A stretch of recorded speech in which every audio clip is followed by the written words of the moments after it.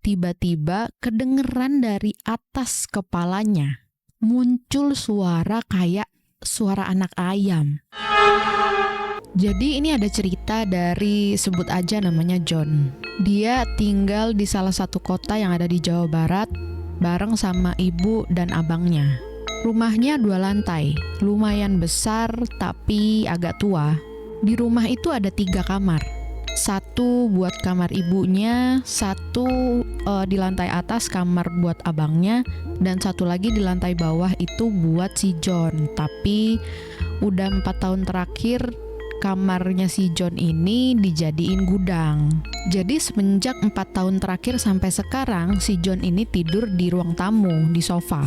Nah, sofanya ini kebetulan dari kayak kulit sintetis gitu. Jadi kalau ada orang yang duduk itu pasti kayak ada suara bers gitu. Nah, ibunya John ini punya satu kebiasaan yang selalu diingetin. Jang, kalau pulang dari mana-mana harus seka dulu atau kalau bisa mandi sekalian. Gitu katanya. Tapi ya namanya anak muda kadang kan suka males gitu ya. Apalagi kalau pulangnya tuh udah malam banget. Nah, malam itu kejadiannya tuh sekitar jam 1 lewat.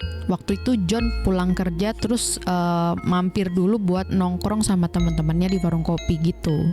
Nah, pas pulang katanya sih John ini udah capek, dekil, keringetan, pokoknya udah lengket gitulah badannya. Tapi posisinya waktu itu karena udah capek, jadi kayak malas mandi gitu.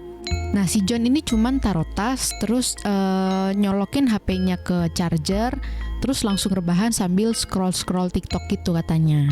Nah, terakhir kali si John ini lihat jam katanya udah 2:30 subuh gitu.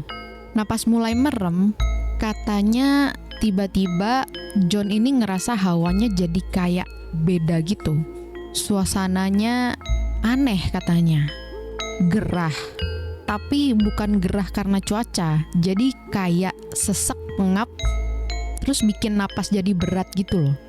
Pelan-pelan badannya si John ini mulai keringetan, sampai bajunya tuh lepek katanya. Literally sampai netes-netes tuh keringetnya. Tapi karena ngantuk, akhirnya si John ini paksain buat tidur lagi katanya. Tapi pas dia baru mau tidur lagi, tiba-tiba si John ini merinding banget katanya.